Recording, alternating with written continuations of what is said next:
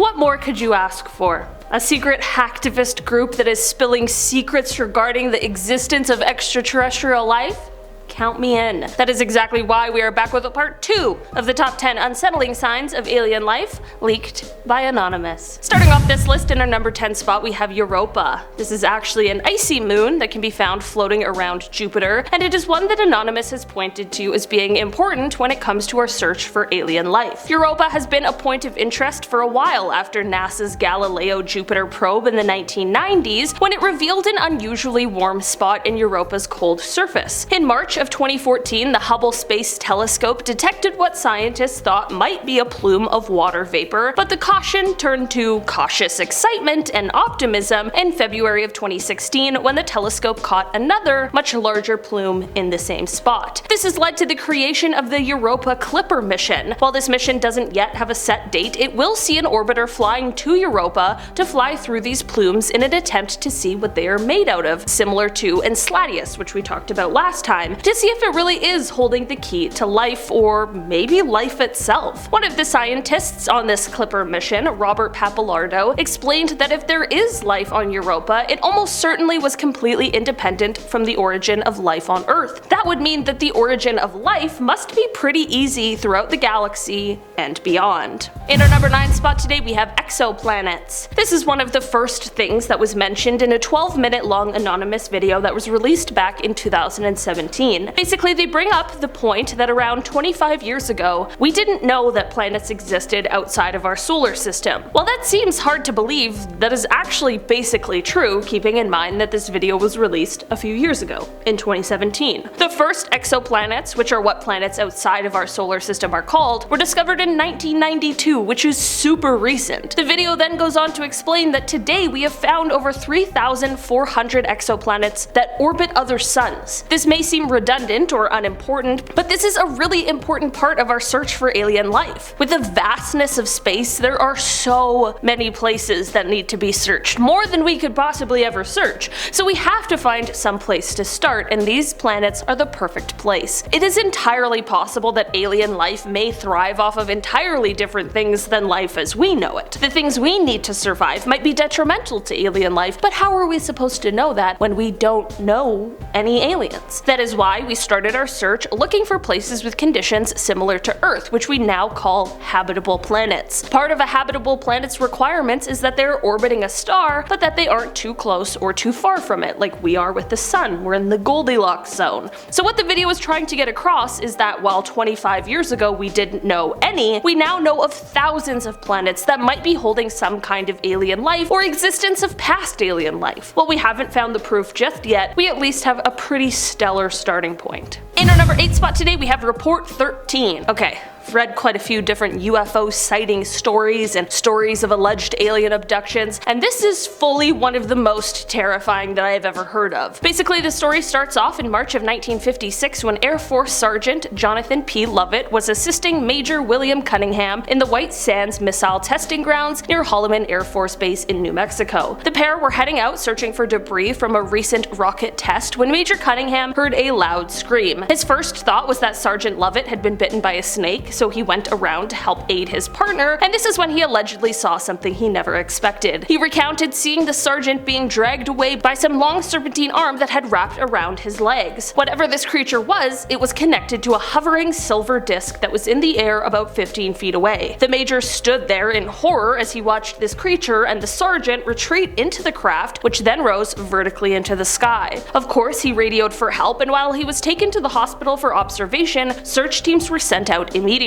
It wouldn't happen until 3 days later that they would find the body of Sergeant Lovett only 10 miles from the site where he was said to have disappeared from. The autopsy performed on him later also only raised more questions than answers, as his body was severely harmed. So of course there was an investigation that happened, and many people claim this investigation was detailed in a 600-page document labeled Project Grudge Report 13, but the problem with this is that no official information on Report 13 exists, and the US government government denies its very existence. Though grudge reports 1 through 12 have been declassified, along with Report 14, there is no official mention or accounting for Report 13 that exists, and the story solely relies on secondhand accounts of this horrible incident. In our number 7 spot today, we have the UFO footage. This UFO footage is coming from another anonymous video which claims that real UFO footage is always censored and that this video had been previously censored, but they were here to expose the real truth. It is unclear where this UFO video was taken, and at the end of the day, I am no expert in debunking these things, so it's tough to say whether or not it's real, but let's all take a look and you can judge for yourselves.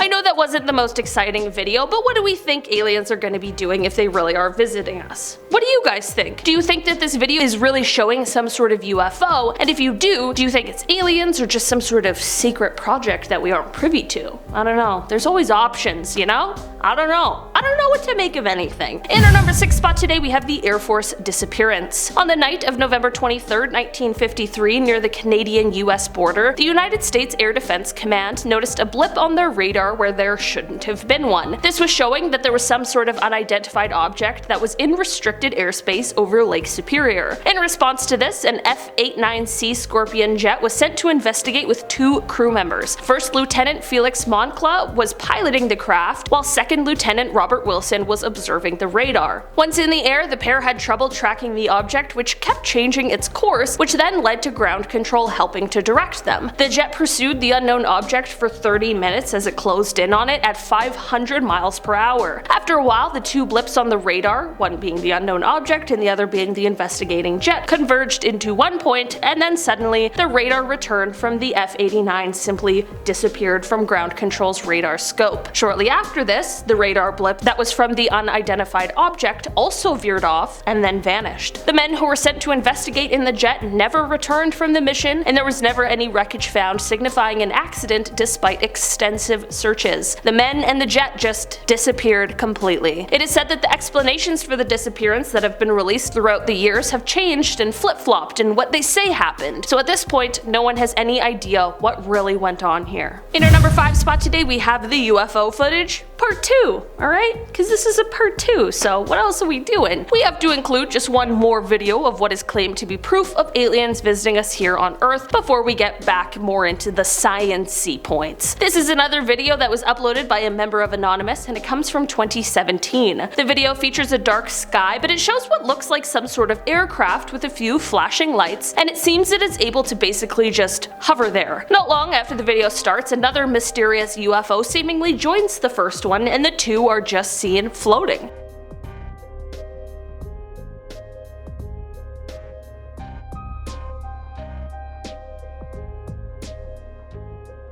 What do you guys think these could be? I obviously don't know what an alien aircraft would look like. I mean, Jordan Peele's Nope changed everything I thought I once knew, so it's tough to say if this is a realistic example or not. All I know is that if this isn't someone playing a trick and they really saw this in the sky, I have no other possible explanations of what it could be. In our number 4 spot today, we have Titan. Many space agencies have turned their main focus on the search for extraterrestrial life, from advanced intelligent life forms to more primitive and smaller life forms, and that starts with the smallest organisms and microbes. Like I mentioned before, there are preparations being made for the mission to Europa to see what is going on underneath that icy surface, but Jupiter isn't the only one who has some interesting moons. There's another mission also in the works that is focusing on another moon that we haven't yet spoken about, and that is the moon of Saturn called Titan. In 2027, they're aiming to launch the $1 billion Dragonfly mission to this moon in order to analyze the lakes of liquid methane that exist on it. A planetary scientist at Johns Hopkins University who studies alien atmospheres named Sarah Horst has said that they believe Titan has all the ingredients necessary for life, so it certainly is a promising mission. We may have to wait until 2027, but who knows? Maybe we'll find signs even before then with all of the upcoming missions and technological advancements. In our number 3 spot today, we have Frederick Valentich. Frederick was an Australian pilot who disappeared under some unbelievably suspicious circumstances on a training flight on October 21st,